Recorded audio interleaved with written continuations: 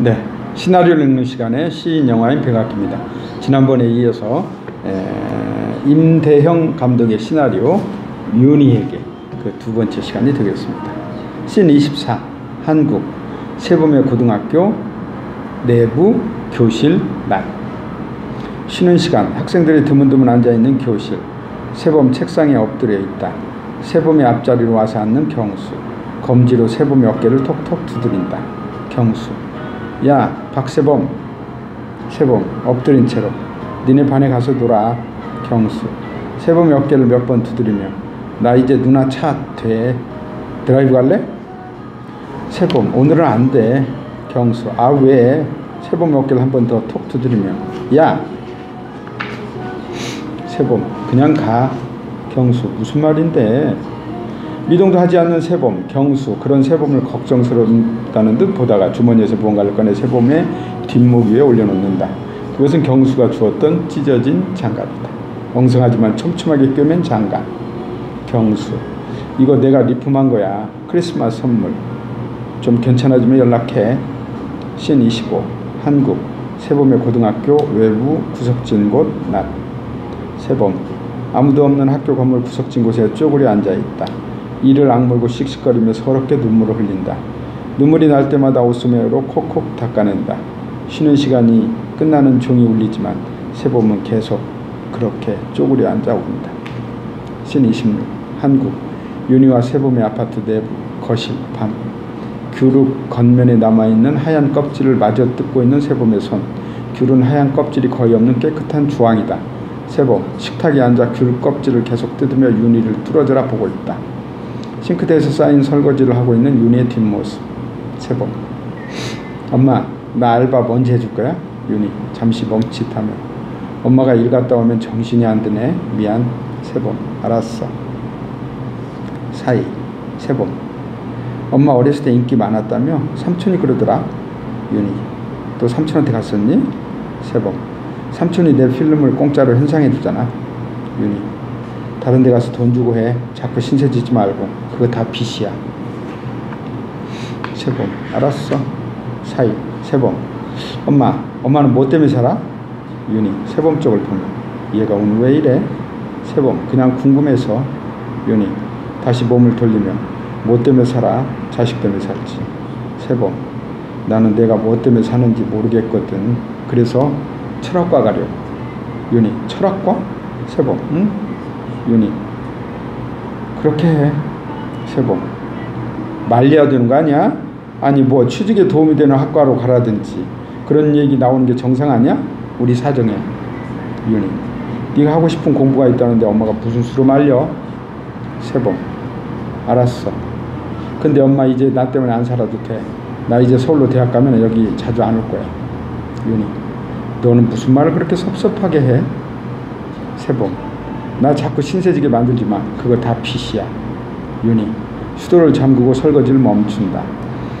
화를 참기 위해 조용한 한숨을 길게 내뱉으며 습관적으로 손을 주무른다. 세범 껍질을 깐 귤 한 개를 반으로 쪼개 입에 넣고 씹으며 그런 윤희의 뒷모습을 본다. 씬 27 한국 윤희와 세범의 아파트 내부 윤희의 방. 세범 커다란 킹베드 위에 앉아 만화책을 읽는 척한다. 세범의 맞은편 화장대에 앉아있는 윤희. 헤어드라이어로 촉촉한 머리를 말리고 있다. 세범에게 보이는 것은 역시 윤희의 뒷모습이다. 세범 엄마 아빠 여친 생긴 거 알아? 윤희 사이 세범 엄마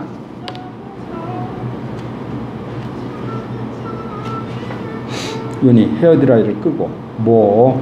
세범 아빠 여친 생긴 거 아냐고. 윤희 잘했네. 세범 엄마도 이참에 확 연애해버려. 억울하잖아. 엄마 아직 괜찮아. 윤희 너 오늘 무슨 일 있었니?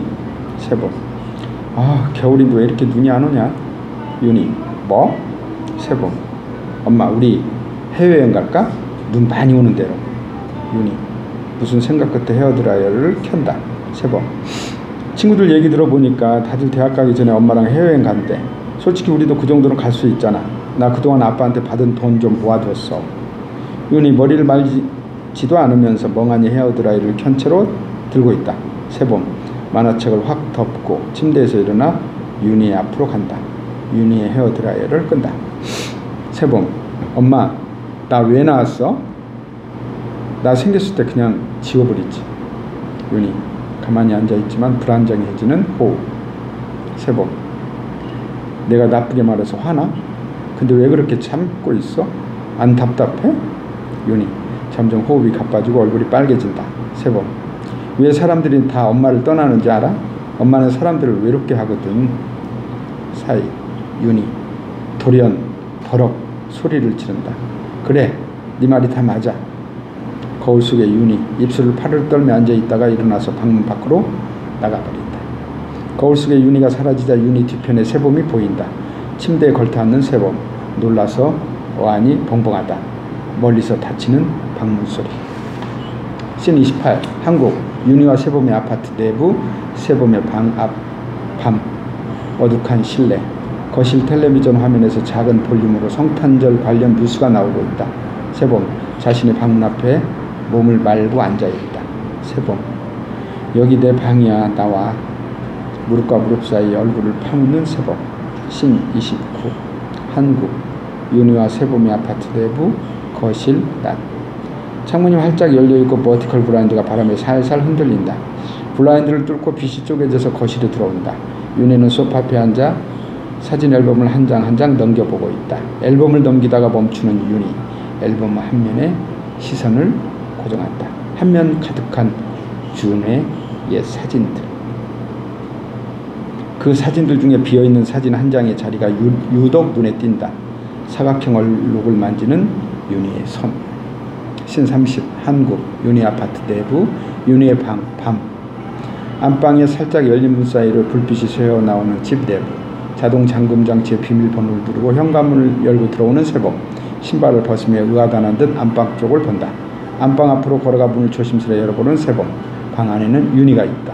마른 손걸레를 들고 창틀에 낀 먼지를 닦고 있는 윤희. 세범, 다녀왔습니다.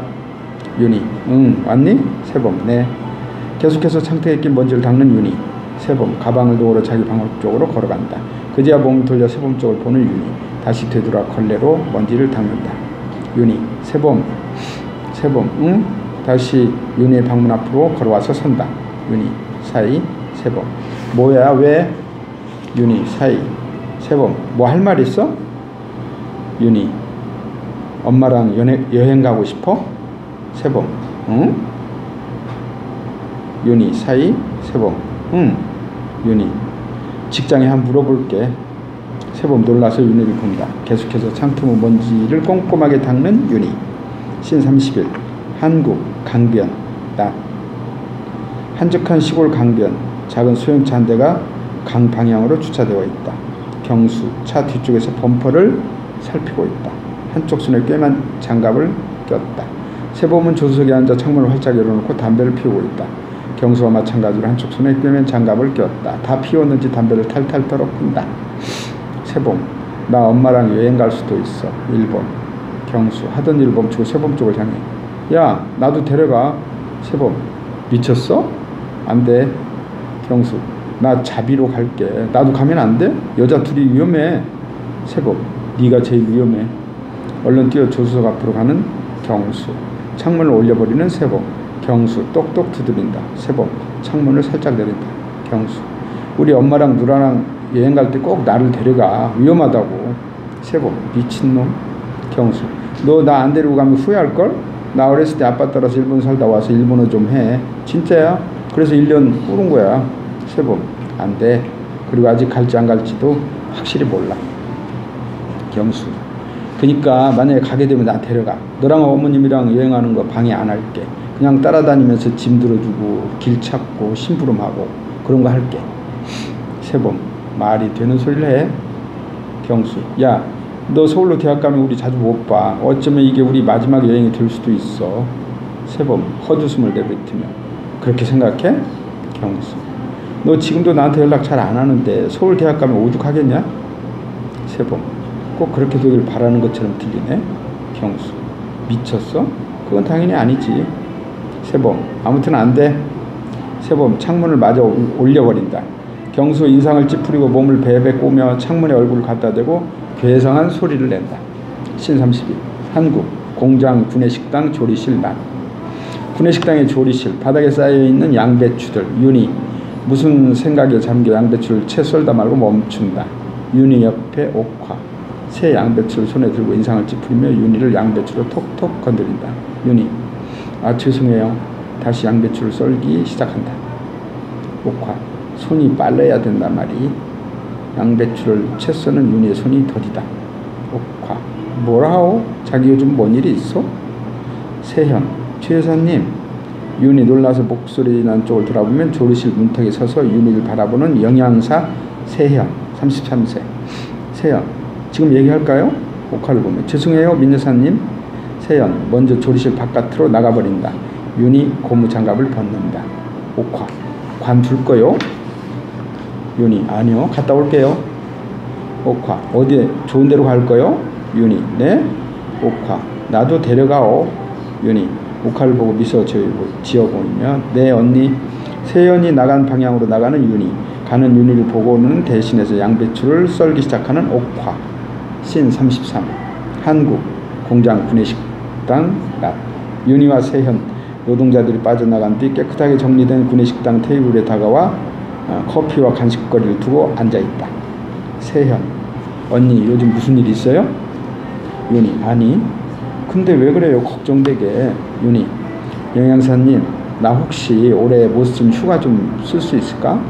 세현 언니 휴가 벌써 썼는데. 윤희 내가? 세현 네 저번에 언니 무단 결근하신 거 그거 제가 휴가 처리했어요. 윤희 그거 하루밖에 안 되잖아. 세현 그때 언니가 빵꾸 낸 거 김 여사님이 떼우셨어요. 김 여사님 몇 주째 하루도 못 쉬고 계신 거 아시죠? 윤희 사이 세현 안 되는데 저만 곤란해지는 거 아시잖아요. 빵꾸 누가 채우라고. 윤희 어떻게 안 될까? 세현 헛웃음을 내뱉으며 나 진짜 언니한테 배신감 느끼려고 해. 아, 왜 이렇게 책임감이 없어요? 윤희 발끈해서 세연을 바라본다. 노려본다.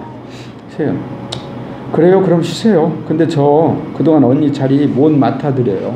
윤희 무슨 말이야 그게? 세현 언니 못 기다려드린다고요. 저 그런 힘까지는 없어요. 윤희 사이 그래. 세연 네? 윤희 기다리지 마. 윤희 자기 말에 자기가 놀라 세연의 시선을 피하며 어쩔 줄 몰라 한다. 자리에서 엉거주춤 일어나 구내식당 밖으로 나가버리는 윤희. 당황한 채로 그런 윤희를 바라보는 세현. 신 34. 한국 공장 앞 낮. 공장 복도를 지나 공장 문을 열고 들어가는 윤희. 망설임 없이 어디론가 걸어간다. 화면 윤희 뒤를 쫓다가 멈춘다. 신 35. 한국 공장 근처 시골길 낮. 윤희 공장 대문으로 걸어 나온다. 잠시 멈췄다가 다시 걷는다. 컷 투. 윤희 뒤편의 공장이 윤희로부터 점점 멀어진다. 한동안 공장에서 점점 멀어지는 윤희를 집요하게 따라 나오는 화면. 윤희의 뒤쪽 멀리에서 기차가 지나간다. 윤희의 표정 없는 얼굴에 살며시 미소가 지어진다. 갑작스럽게 블랙아웃. 화면 블랙 상태로 연불 외는 소리가 가까워진다. 준의 목소리. 윤희에게. 씬 36. 1번 납골묘지 낮. 화면 밝아지면 묘비 앞 한 무리의 사람들 모두 나름의 상복을 갖춰 입고 있다. 훌쩍이는 사람도 있지만 차분한 분위기다.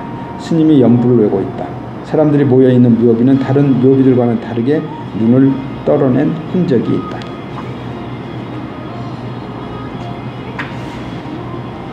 준의 목소리. 잘 지내니? 오랫동안 이렇게 묻고 싶었어. 너는 나를 잊었을 수도 있겠지. 벌써 20년이 지났으니까. 준과 준의 고모 마사코 묘비 앞에 나란히 서 있다. 표정 없이 묘비를 보고 있는 준. 준의 옆에 꼭 붙어서서 묘비를 바라보고 있는 마사코. 준 목소리. 갑자기 너한테 내 소식을 전하고 싶었나 봐. 살다 보면 그럴 때가 있지 않니? 뭐든 더 이상 참을 수 없어질 때가. 컷 투. 위쪽 멀리서 내려다 보이는 납골묘지. 온통 눈으로 하얗게 뒤덮였다. 준과 마사코를 포함한 검은색 옷을 입은 무리들이 이동 중이다. 스님을 포함한 일행은 한참 앞서간다. 준 목소리. 우리 부모님 기억해? 자주 다투던 두 분은 내가 20살 때 결국 이혼하셨어. 엄마는 한국에 남았고 나는 아빠를 따라서 일본으로 왔어. 준의 작은 고모 히로미와 히로미의 아들 유스케가 눈길을 조심조심 걷고 있다.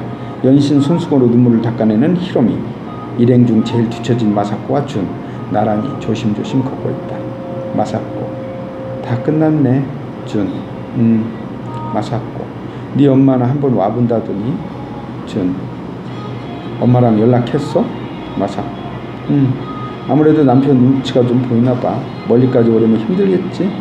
준, 사이, 마사코, 아, 혹시라도 못 오게 되면 미안하다고 전해달랬다. 너한테. 준, 힘없이 실소를 하며. 고마워, 고모.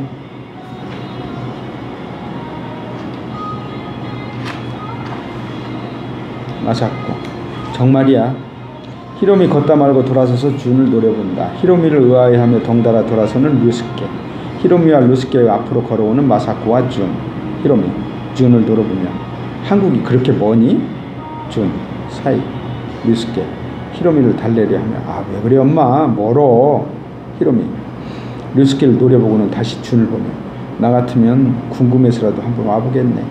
마사코를 향해. 언니, 얘도 여기 억지로 데려온 거 아니지? 마사코, 다그치는 히로미.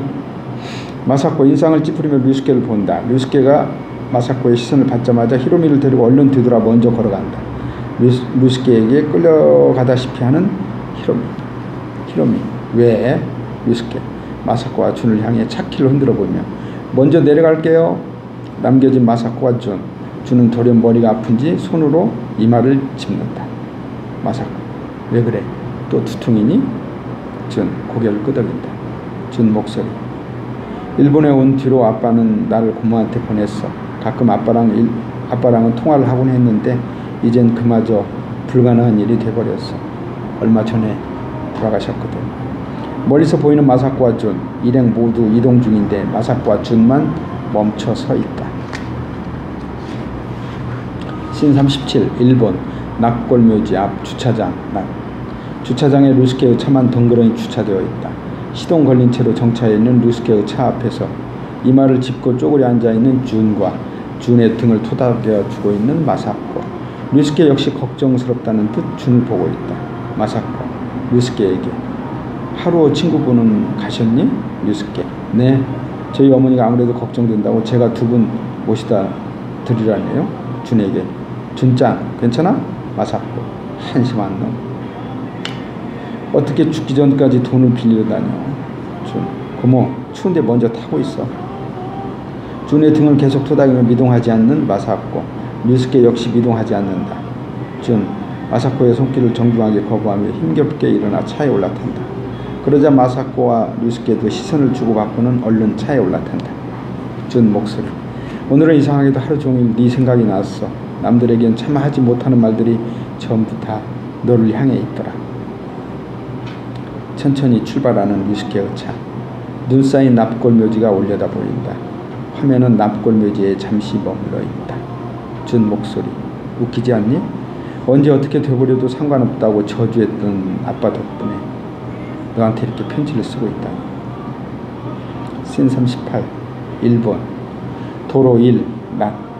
한적한 굽이길을 달리는 류스케의 차가 멀리에서 보인다. 류스케, 보이스오버, 하루오 삼촌은 참 재밌는 분이셨어요. 씬 39, 일본 도로 1, 류스케의 차 내부. 낮. 와이프가 떨어지는 눈을 열심히 닦아내고 있다. 운전석에 류스케의 옆 좌석에는 박스가 쌓여있다. 오랫동안 차 청소를 하지 않았는지 지저분하다. 뒷좌석에는 마사코와 준이 붙어 앉아있다. 차창밖을 보는 마사코 어깨에 기대어 눈을 감고 있는 준. 류스케, 제가 중학생 때였나? 하루오 삼촌이 한국에서 무역사업을 하실 때였을 거예요. 삿포로에 들어오신 김에 저희 집에 들르셨던 것 같은데 그날 밤에 술에 만취하셔서 제 방에 들어오시더니 갑자기 내기를 하자고 하시더라고요. 물구나무를 더 오래 서 있는 사람한테 전 재산을 주기. 마사코, 한심한 놈. 류스케, 제가 알기로는 삼촌 하시던 일이 잘 안 풀리기 시작한 때가 그 무렵부터였을 거예요. 마사코, 사이, 내기는 누가 이겼니? 류스케. 제가 당연히 이겼죠. 그런데 삼촌 전 재산이 5,000원밖에 없다는 거예요. 용돈을 주시려고 했던 거면 그냥 주시면 되는 거잖아요. 아무튼 신기한 분이셨어요. 류스케의 목소리가 점점 작아지면서 그 위로 준의 목소리가 오른다. 준 목소리. 우리 고모 알지? 내가 자주 말했던 마사코 고모. 아빠가 나를 고모한테 보냈을 때 고모는 오사카에 살고 계셨어. 고향으로 돌아가겠다는 이 고모를 악착같이 따라오다 보니 오사카에서 삿포로에서 이곳 오타루까지 오게 됐어. 준 감았던 눈을 뜨고 마사코 어깨에서 얼굴을 뗀다. 마사코가 보고 있는 창밖을 본다. 마사코 창밖을 보다 말고 다정한 눈으로 준을 본다. 준의 손을 잡아준다. 말없이 계속 창밖을 보는 준과 마사코. 눈이 언제쯤 그치려나? 류스케. 그러게요. 매년 거울마다 새삼스러워요. 눈이 이 정도로 많이 왔었나? 마사코. 운전 조심해서 해. 류스케. 알겠습니다. 코너를 돌아 사라지는 류스케의 차. 신40 일본 오타루 몽타주. 준 목소리. 고모는 나랑 비슷한 사람인 것 같아. 큰 소리로 말하는 사람을 싫어하는 것, 북적거리는 것을 싫어하는 것, 사람들이 모두 잠든 밤을 좋아하는 것까지. 고모는 겨울에 오타루와 어울리는 사람이야. 겨울 오타루엔 눈과 달, 밤과 고요뿐이거든. 이윽고 눈이 가득 싼 오타루 곳곳의 풍경들이 멈춰있는 화면 속에 펼쳐진다. 사람들이 드문드문 걸어다니는 오타루의 거리들, 주택가, 골목길, 오타루역 모두 앞으로 영화의 배경이 될 공간들이다. 준 목소리. 가끔 그런 생각을 해. 혹시 한 번이라도 운명이 내 편을 들어준다면 이곳에 여행을 온 너와 우연히 마주칠 수도 있지 않을까 하고. 물론 그런 기적은 일어나지 않겠지만. 신41 일본 도로 2 낮. 좁은 도로에서 비상등을 켜놓고 멈춰있는 류스케의 차. 류스케와 준 밖에서 담배를 피우고 있다. 류스케. 준짱은 일본에 사는 거 힘들지 않아? 준. 무슨 뜻이야? 류스케. 준짱은 어렸을 때 한국에서 살았잖아. 나라면 한국이 그리울 것 같아. 준. 글쎄 일본에서 산 지 20년도 넘었는데 뭘. 류스케. 준짱은 왜 결혼 안 해? 준. 류스케를 한번 쳐다보고 만다. 류스케. 혹시 괜찮으면 한국 남자 소개시켜줄까? 내가 진짜 괜찮은 사람을 한 명 알아. 준. 대답 없이 담배를 바닥에 쌓인 눈 위에 비벼 끄고 차 안으로 들어간다. 얼른 마저 피우고 따라 들어가는 류스케. 컷2. 류스케의 차 내부. 운전석으로 류스케 운전을 하고 있다. 뒷좌석에 마사코는 준에게 붙어앉아 잠들었다. 준은 창밖을 구경하고 있다. 류스케. 부담 없이 한번 만나볼래? 준. 됐어. 자꾸 그러면 화낸다. 류스케. 일본어도 되게 잘해. 주머니에서 폰을 꺼내 뒷좌석을 준에게 건네며 내 사진 폴더 열어봐봐. 맨 첫 번째 그 남자 사진 있어. 한번 봐봐. 류스케의 폰을 확 쳐내는 준. 당황하는 류스케. 마사코 자다 깨어 준과 류스케를 보며 무슨 일인지 파악한다. 준. 됐다고 했잖아. 준 목소리. 참 오래전에 결혼했다는 소식 들었어. 늦었지만 축하하러 가지 못해서 미안해. 신42 일본 도로 3 낮. 눈이 내린다. 빠른 속도로 지나는 기차. 기차가 다 지나가자 차단봉이 올라가고 차단봉 앞에 정지해 있는 류스케의 차가 보인다. 신호가 바뀌면 다시 천천히 출발하는 류스케의 차. 마을을 향해 올라간다. 준 목소리. 그때 나는 오사카에서 삿포로로 이사를 하고 있었어. 고모 뜻을 따라서 새 출발하기로 결심했었거든. 늦었지만 대학도 가고 무사히 졸업해서 어엿한 직업도 갖고 어떻게든 이곳에 적응해 보려고 했어. 신43 일본 도로 4 류스케의 차 내부 낮. 류스케의 차 마을 어귀에서 잠시 멈춰서 있다. 계속해서 내리는 눈. 준 목소리. 나는 비겁했어. 아빠를 따라 일본으로 오는 게 아니었는데 나는 도망쳤던 거야. 얼마 후 준이 조수석 문을 열고 차 밖으로 튀어나온다. 곧 운전석 문을 열고 몸을 내미는 류스케. 류스케. 어디가? 준짱. 준. 고모. 나 걸어서 갈게. 마사코 걸어가는 준을 걱정스럽게 보지만 자리에서 움직이지 않는다. 마사코의 시선으로 보이는 점점 멀어지는 준 목소리. 그때 내가 싫어졌다는 네 말을 듣고 나서 나는 무너졌어. 그게 정말 너의 진심일까 의심했으면서도 버림받았다는 생각에 고통스러웠어. 커트, 준 굳은 얼굴로 걷고 있다. 준 뒤쪽에 있는 류스케의 차가 점점 멀어진다. 준 목소리. 너는 내 전부나 다름없었거든. 그땐 지금보다 훨씬 어렵고 여렸으니까. 차에서 따라 내리는 류스케. 뛰어서 준우 뒤로 온다. 어느 정도 거리를 두고 준을 쫓아가는 류스케. 류스케. 준짱 미안해. 준 류스케의 말에 인상을 찌푸리며 멈춰선다. 돌아서서 류스케를 본다. 준우 앞으로 와서 서는 류스케. 준 나도 미안해. 그렇게까지 하는 건 아니었는데. 류스케 아니야. 안 그래도 준짱 지금 힘들 텐데 내가 분위기 파악도 못하고. 돌아가자. 이모 걱정하실 텐데. 준 류스케 응? 준 나 네가 생각하는 그런 이유 때문에 너한테 예민하게 구는 게 아니야. 류스케 아 그래? 뭔지 모르겠지만 괜히 한숨을 푹 내쉬며 진짜 미안해.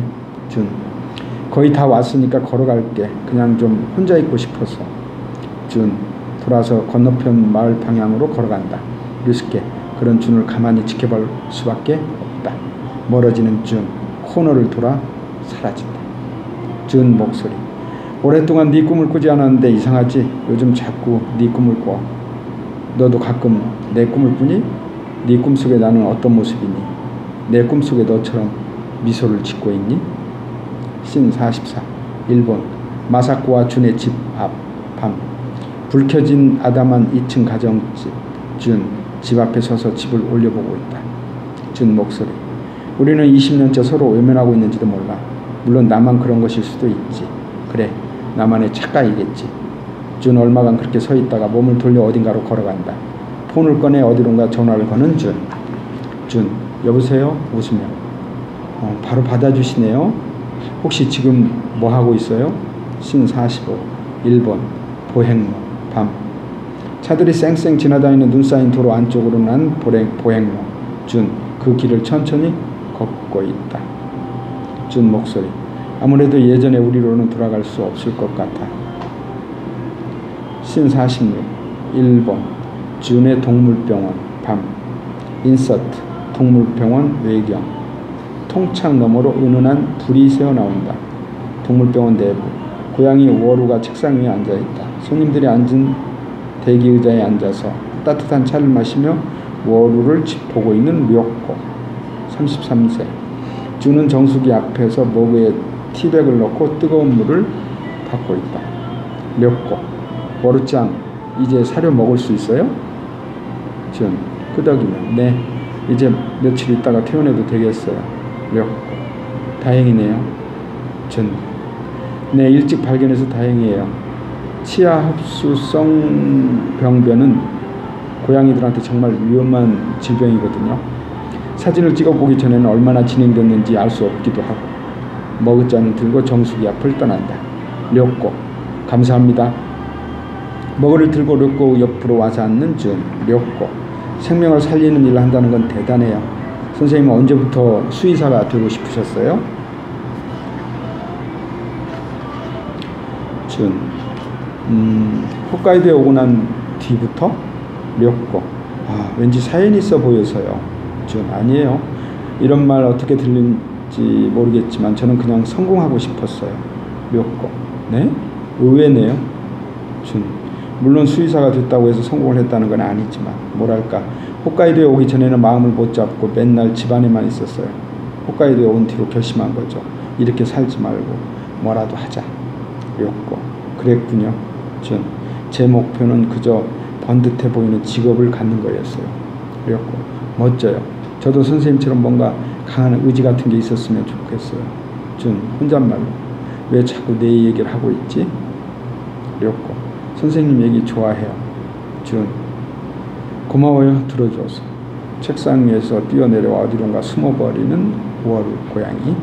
료코 참 선생님 덕분에 이름을 잘 지은 것 같아요. 워루. 준. 그래요? 료꼬. 주인이 나타나면 언제라도 돌려주려고 했는데 이제 이름까지 지어버려서 어떡하죠? 준. 저렇게 예쁜 애를 누가 잃어버렸을까요? 료꼬. 한국어로 다리 워루라고 하셨죠? 맞나요? 준. 제가 그랬나요? 료꼬. 네. 준. 맞아요. 얼른 화제를 돌리는. 우리 워루한테 야식을 줄까요? 워루 어디에 숨었을까나? 준. 자리에서 일어나 워루를 찾기 시작한다. 료꼬. 그런 준을 따라 일어난다. 함께 고양이 워루를 찾는 준과 료꼬. 신 47. 1번. 준의 동물병원 근처 거리. 밤. 준과 료꼬 나란히 걷고 있다. 오타루와는 달리 번화한 삿포로의 거리지만 거리를 지나는 사람들은 별로 없다. 료꼬. 선생님, JR 타고 가세요? 준. 네. 료꼬. 그럼 혹시 제가 역까지 바래다 드려도 될까요? 준. 아, 괜찮아요. 료꼬. 워루가 집이 없어서 그런지 밤에 적적하네요. 바래다 드릴게요. 준. 부담스럽다. 료꼬. 저 선생님 혹시 오늘 장례식에 다녀오셨어요? 준. 자기 복장을 확인해보면 네. 료꼬. 역시 저는 그런 줄도 모르고 망설이다 하루 종일 걱정했어요. 오늘 병원에 선생님이 안 계시더라고요. 선생님 보통 병원에 항상 계시잖아요. 준. 어색하게 미소를 지으며 내가 너무 갑자기 부른 건 아닌지 모르겠네요. 료꼬. 아니에요. 선생님 연락인데요. 사이. 준. 조용한 미소를 짓던 준이 입을 열며 료꼬상. 료꼬. 네? 준. 사이. 고마워요. 나와줘서. 료꼬. 방금 하려던 말 그 말 아니었죠? 준. 사이. 료꼬. 다음에 저랑 같이 술 한잔 하실래요? 준. 그래요. 료꼬. 걷다가 무심코 하늘 올리다보고는 감탄하는 소리를 낸다. 그렇게 얼마간 걷다가 멈춰서는 료꼬. 준. 덩달아 멈춰서서 료꼬가 보는 방향 하늘을 올려다본다. 료꼬. 그런 준을 봤다가 다시 하늘을 올려다본다. 료꼬. 오늘 달이 참 예쁘네요. 밤하늘에 떠있는 금은달. 나란히 서서 하늘을 올려다보고 있는 준과 료꼬의 모습이 높은 위치에서 내려다 보인다. 준 목소리. 나는 단지 너한테 말을 건네보고 싶었던 거야. 네 대답이 돌아오지 않더라도. 씬 48. 일본. 마사코와 준의 집 1층 거실. 밤. 하루오의 영정사진이 놓여있는 수납장 위에 마사코가 임의로 만들어 놓은 불단이 있다. 담배 한 갑, 커피 한 잔, 촛불, 종이 있다. 종을 치고 두 손 모아 기도하는 마사코. 기도를 마치고 하루오의 영정사진을 가만히 들여다본다. 마사코. 천국에 잘 도착했니? 네. 신화를 읽는 시간에 시인 영화인 백악기였습니다.